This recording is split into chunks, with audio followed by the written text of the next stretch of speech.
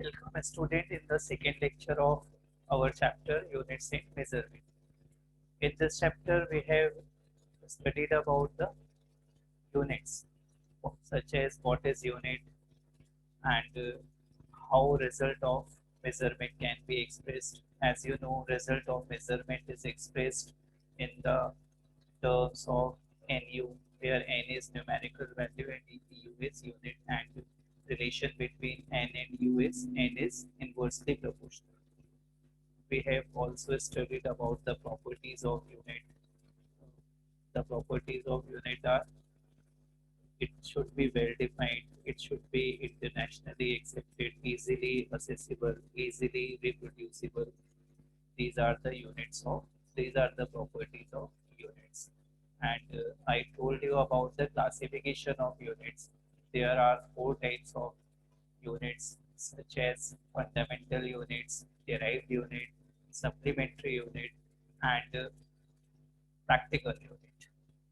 The fundamental units are those units which does not need any other units to represent itself. It does not depend on other units. And derived units can be calculated with the help of fundamental units. I told you about fundamental units and derived units. Now we will learn about third, which is supplementary. So let's start. Third type of unit is supplementary unit.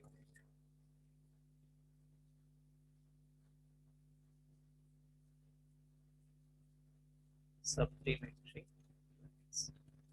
Supplementary unit is used for the measurement of angle. This unit is used for the measurement of angle. And there are two types of supplementary unit. There are two types of supplementary unit.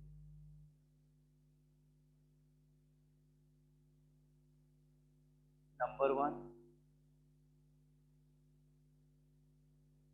radian,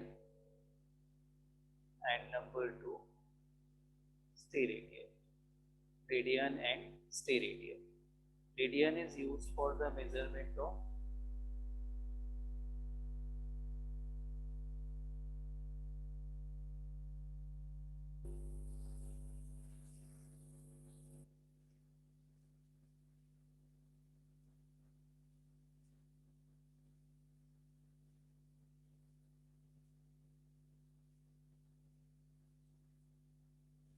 radian is used for the measurement of plane angle, and the steradian is used for the measurement of solid angle. Now we will understand what is plane angle, what is solid angle. So supplementary unit is used for the measurement of angle. There are two supplementary units used in physics, radian and steradian. Steradian. Radian is used for the measurement of plane angle and steradian is used for the measurement of solid angle. Now let's learn about plane angle. ये सबसे पहले हम लोग plane angle समझ लेते हैं. तो general जो भी हम एंगल टर्म का यूज करते हैं वो एक्चुअल में प्लेन एंगल होता है. जैसे ये मैंने एक सर्कल बना लिया, तो सर्कल हम हमेशा कोई प्लेन में बनाएंगे. ये अपन ने एक सर्कल बना लिया और इसका मैंने एक आर्क ले लिया. सपोज ये एक आर्क है, तो ये सेंटर पे जो एंगल बनाएगा आर्क, ये हमने एक आर्क लिया, इसकी कुछ लेंथ होगी, ये सर्कल का सेंटर हो गया ओ. इसका रेडियस आर ले लिया, तो एंगल को हमने थीटा से रिप्रेजेंट कर दिया. तो ये जो एंगल है इसको हम प्लेन एंगल बोलेंगे. और कैलकुलेट कैसे करेंगे इसको, प्लेन एंगल को, प्लेन एंगल कैलकुलेट करने का फॉर्मूला हो जाएगा आर्क अपॉन रेडियस. आर्क मतलब लेंथ ऑफ आर्क. आर्क का मीनिंग यहाँ पे हो जाएगा लेंथ ऑफ आर्क. तो प्लेन एंगल को थीटा से रिप्रेजेंट कर लिया, आर्क लेंथ और अपॉन रेडियस. आर्क लेंथ और रेडियस इनकी लेंथ रखने पर जो आंसर आता है उस आंसर को हम रेडियन में एक्सप्रेस करते हैं. प्लेन एंगल का यूनिट रेडियन बनता है. अगर मुझे चाहिए maximum value of this angle, मैं चाहता हूँ इसकी मैक्सिमम वैल्यू, प्लेन एंगल की maximum value of plane angle. तो कोई सर्कल है, ये सेंटर पे कितना एंगल बना सकता है? यहाँ से हमने लिखा एंगल, ये पूरा एक रोटेशन कंप्लीट कर लिया। पूरा जो सर्कल है अगर वो सेंटर पे वो एंगल बनाता है 360 डिग्री का, या इसको 2 पाई लिख लेते हैं। तो maximum value of plane angle ये निकलता है, जैसे आर्क लेंथ, सर्कल की आर्क लेंथ मतलब पूरा 2 पाई आर हो जाएगा, और रेडियस आर हो गया, ये कैंसिल। तो ये जो आंसर आया 2 पाई, इसी को रेडियन में एक्सप्रेस करते हैं। प्लेन एंगल रेडियन में एक्सप्रेस होता है, इसकी मैक्सिमम वैल्यू हो गई 2 पाई आर रेडियन। नेक्स्ट समझ ले अब थोड़ा solid angle. Next is solid angle. अब सॉलिड एंगल क्या होता है? हम कोई एक सॉलिड स्फीयर आप ले लें, एक ये सॉलिड स्फीयर है, और इसका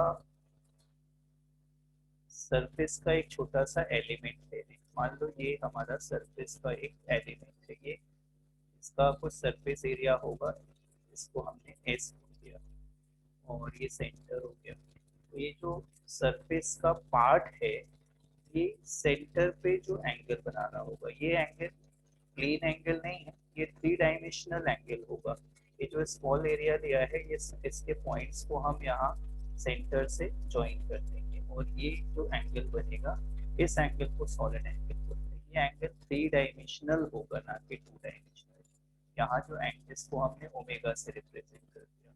तो solid angle, solid angle is equal to हो जाएगा, इसका फॉर्मूला लिखते हैं, जो आपने सरफेस ली है उसका area, surface area upon square of radius, radius का स्क्वायर, और इसको रिप्रेजेंट कर देते हैं हम ओमेगा से। सरफेस एरिया एस और square of radius R square हो गया। ओमेगा मैक्स अगर निकालें, maximum value of solid angle, तो इसकी मैक्सिमम वैल्यू चाहिए तो पूरा स्फीयर का सरफेस एरिया ले लें, तो ये हो जाएगा 4 पाई आर स्क्वायर, और अपॉन आर स्क्वायर, ये कैंसिल हो गया। तो आंसर आया हमारे पास 4 पाई, और इस आंसर को रिप्रेजेंट करते हैं एसटी रेडियन में। इस आंसर को हम रिप्रेजेंट करते हैं एसटी रेडियन। तो ये 2 सप्लीमेंट्री यूनिट हमने सीखा, एक रेडियन और steradian. Radian plane angle के लिए यूज करते हैं, स्टे रेडियन सॉलिड एंगल के लिए यूज करते हैं। प्लेन एंगल की मैक्सिमम वैल्यू 4 पाई स्टे रेडियन, सॉलिड एंगल की मैक्सिमम वैल्यू 2 पाई रेडियन है। तो सप्लीमेंट्री यूनिट के बारे में ये था। नेक्स्ट है प्रैक्टिकल यूनिट। नेक्स्ट है प्रैक्टिकल यूनिट। तो जो प्रैक्टिकल यूनिट्स हैं, इनके बारे में हमें ऐसा समझना है, एक मैं एग्जांपल के थ्रू आपको समझा रहा हूँ। जैसे मान लो मैंने एक फिजिकल क्वांटिटी ले लिया, डिस्टेंस। हमने एक फिजिकल क्वांटिटी डिस्टेंस ले ली।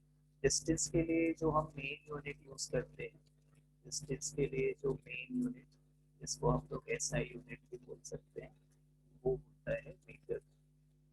लेकिन हम और भी यूनिट्स यूज करते हैं डिस्टेंस के लिए। बहुत बड़ी डिस्टेंस के लिए लाइट ईयर, एस्ट्रोनॉमिकल यूनिट ये यूज करते हैं। बहुत स्मॉल डिस्टेंस के लिए नैनोमीटर, माइक्रोमीटर, एंगस्ट्रॉम, फर्मी, ये भी यूज करते हैं। तो मीटर तो ठीक है, एक यूनिट हो गई, लेकिन सिचुएशन के हिसाब से, कंडीशन के हिसाब से बहुत डिफरेंट यूनिट्स का भी यूज करते हैं, जिसको हम लोग प्रैक्टिकल यूनिट बोलते हैं। जैसे अदर यूनिट्स हो गई डिस्टेंस के लिए, बहुत सारे यूनिट यूज करते हैं।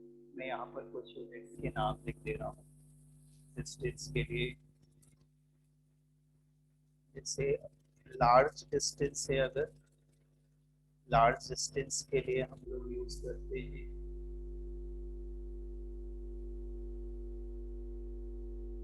पार्सिंग,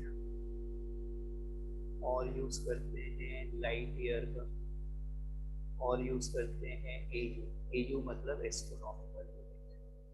ए यूनिट्स का यूज करते हैं। 1 लाइट ईयर मतलब एक ईयर में लाइट जो डिस्टेंस ट्रेवल करेगी। एयू एस्ट्रोनॉमिकल यूनिट होगा, ये सन और अर्थ के बीच का एवरेज डिस्टेंस होता है।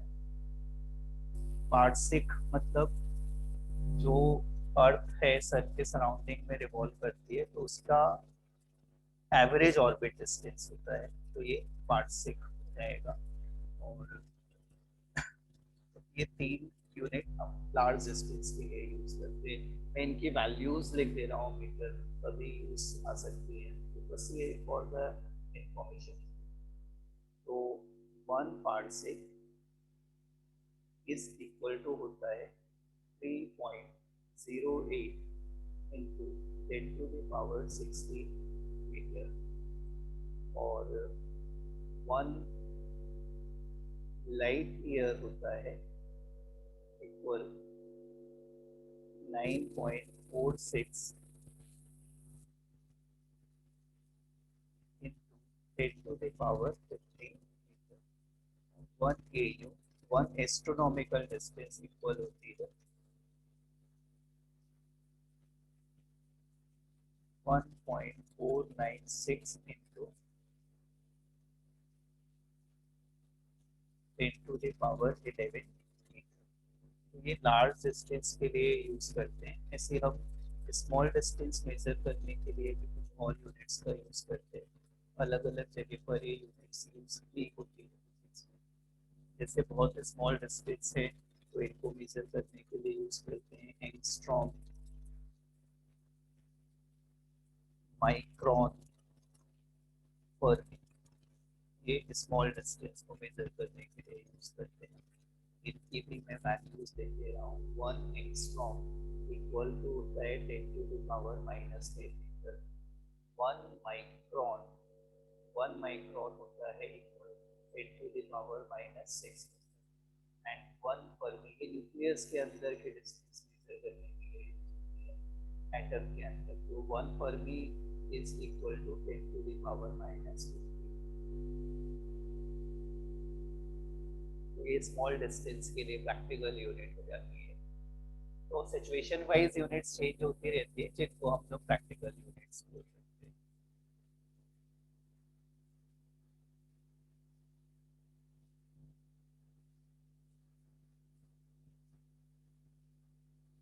एक और एग्जांपल देख लें। जैसे मैंने एक फिजिकल क्वांटिटी ले लिया पावर, तो पावर का मैं अगर फॉर्मूला लिखूं तो पावर को लिख सकते हैं आप वर्क अपॉन टाइम। तो वर्क का यूनिट जूल, टाइम का यूनिट सेकेंड, जूल पर सेकेंड को वॉट लिखते हैं, ये ऐसा यूनिट हो गया। लेकिन पावर के लिए हम और अदर यूनिट्स भी यूज करते हैं, जिसको हम प्रैक्टिकल यूनिट बोलते हैं। पावर के लिए हम लोग और यूनिट्स भी यूज करते हैं, जैसे milliwatt, megawatt, horsepower, HP. तो ये सारी पावर्स की प्रैक्टिकल यूनिट्स हो जाती है। 1 मिली वॉट इज इक्वल टू होता है 10⁻−3 वॉट। 1 मेगावाट होता है 10⁻−10⁻6 वॉट, और 1 एचपी होता है 1 horse power is equal to 746 watt होता है। कुछ सफिक्स बता रहा हूँ, मैं प्रीफिक्स बता रहा हूँ।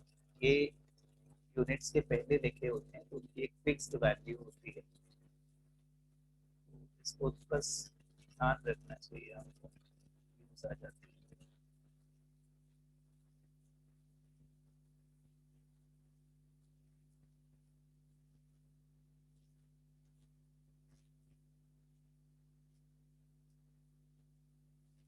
जैसे यहाँ पर मैं लिख रहा हूँ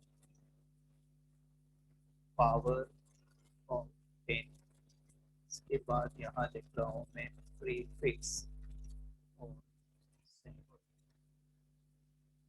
जैसे अगर कहीं लिखा हुआ है 10 की पावर में 6 लिखा हुआ है, तो इसको हम लोग मेगा वर्ड यूज करते हैं 10⁻6 के लिए, और इसको कैपिटल एम से रिप्रेजेंट करते हैं।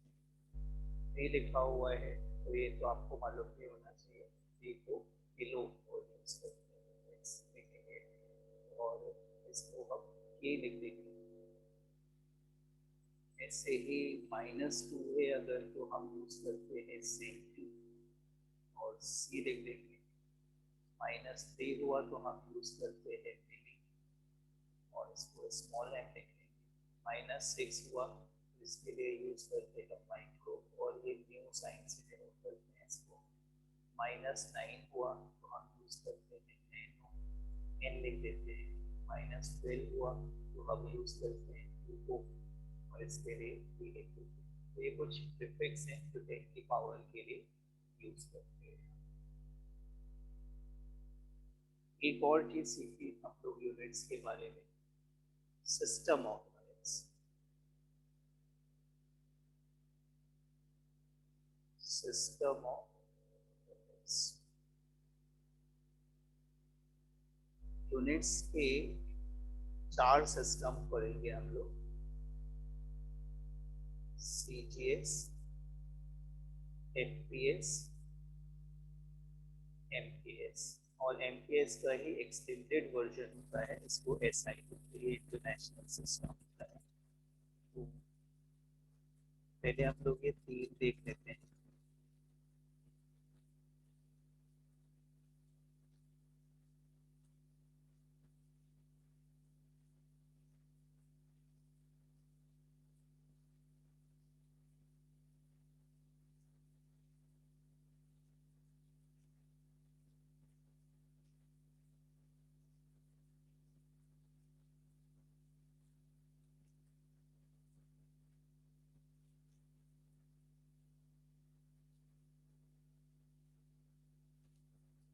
यहाँ पर मैं लिख रहा हूँ सिस्टम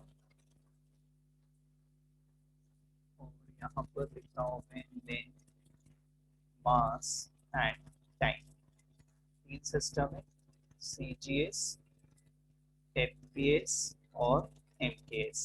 CGS का मतलब होता है सेंटीग्राम सेकेंड, वो लेंथ के लिए हम यूज करेंगे सेंटी। ये 3 फंड, ये CGS, FPS और MKS जो है इसमें 3 फंडामेंटल यूनिट्स के लिए यूनिट होते हैं, लेंथ, मास और टाइम के लिए। तो CGS सिस्टम में लेंथ के लिए हम लोग यूज करते हैं सेंटीमीटर, मास के लिए यूज करते हैं किलोग्राम का, सॉरी ग्राम का, मास के लिए ग्राम का और टाइम के लिए सेकेंड का। FPS सिस्टम में लेंथ के लिए यूज करते हैं फुट, मास के लिए यूज करते हैं पॉइंट और टाइम के लिए सेकेंड का। MKS सिस्टम में लेंथ के लिए हम लोग यूज करेंगे मीटर, मास के लिए यूज करते हैं किलोग्राम का, केजी और टाइम के लिए यूज करते हैं सेकेंड का। ये जो MKS है इसमें 3 ही फंडामेंटल यूनिट्स है। हमने MKS का एक एक्सटेंडेड वर्जन बनाया जिसको SI सिस्टम बोलते हैं, इंटरनेशनल सिस्टम ऑफ यूनिट्स होता है। तो इसमें सारे 7 फंडामेंटल यूनिट्स को इंक्लूड करते हैं, इनकी हेल्प से जो फंडामेंटल यूनिट्स और डिराइव्ड यूनिट बनती है उनको हम लोग SI सिस्टम। तो SI सिस्टम में 3 तो यही यूज होती है, 3 तो यही वाले हैं, मतलब MKS के लिए जैसे मीटर, किलोग्राम और सेकेंड। फिर करंट के लिए एम्पियर और टेम्परेचर के लिए केल्विन, अमाउंट ऑफ सब्सटेंस के लिए मोल और ल्यूमिनस इंटेंसिटी के लिए कैंडेला। ये 4 और इंक्लूड कर दें, इसमें नंबर ऑफ फंडामेंटल यूनिट्स है। SI सिस्टम में डिराइव्ड के लिए भी बनाएंगे हम, वो इनकी हेल्प से। और यहाँ पर देखो ये CGS, MKS और FPS, इनमें फंडामेंटल यूनिट्स कितनी होती हैं? SI सिस्टम में फंडामेंटल यूनिट्स कितनी होती हैं? 7। तो ये अपन ने सीखा यूनिट से रिलेटेड सारी चीजें। तो ये वाला पार्ट आपको बस नॉलेज के लिए एक बार अपन को इसको समझ लेना चाहिए, देख लेना चाहिए। तो एक बार हम इसको समराइज कर ले। देखो यूनिट्स में हमने क्या क्या सीखा। आपको मैंने यूनिट्स की डेफिनेशन बताया था, वो रेफरेंस जिसको हम फिजिकल क्वांटिटी के मेजरमेंट के लिए चूज करते हैं उसको यूनिट्स बोलते हैं। फिर हमने क्या सीखा था, इसका रिप्रेजेंटेशन, यूनिट्स की हेल्प से जब फिजिकल क्वांटिटी को मेजर करेंगे तो रिजल्ट को NU के फॉर्म में लिखते हैं और N is inversely proportional to U होता है। फिर नेक्स्ट हमने सीखा कि यूनिट्स की प्रॉपर्टीज क्या होती है, प्रॉपर्टीज ऑफ यूनिट्स, इसके बारे में सीखा। फिर नेक्स्ट हमने सीखा क्लासिफिकेशन ऑफ यूनिट्स। चार टाइप की हो गई, फंडामेंटल, डिराइव्ड, सप्लीमेंट्री और प्रैक्टिकल यूनिट्स। फंडामेंटल 7, सप्लीमेंट्री में 2, रेडियन, स्टीरेडियन, एक क्लीन एंगल के लिए, एक सॉलिड एंगल के लिए। और डिराइव्ड में तो 7 के अलावा जो भी यूज करेंगे वो डिराइव्ड ही होगी। प्रैक्टिकल के लिए क्या होता है, हम सिचुएशन वाइज अलग अलग यूनिट का यूज करते हैं, एक ही फिजिकल क्वांटिटी, इसको प्रैक्टिकल यूनिट। और आपको मैंने सिखाया सिस्टम ऑफ यूनिट्स। तो यूनिट्स के बारे में इतना जानना सफिशिएंट होता है, जनरली इससे क्वेश्चंस नहीं बनते हैं। तो नेक्स्ट टॉपिक हम लोग करेंगे डायमेंशंस एंड एरर एनालिसिस, वहां से हमको क्वेश्चंस। तो आगे का फिर हम लोग नेक्स्ट वीडियो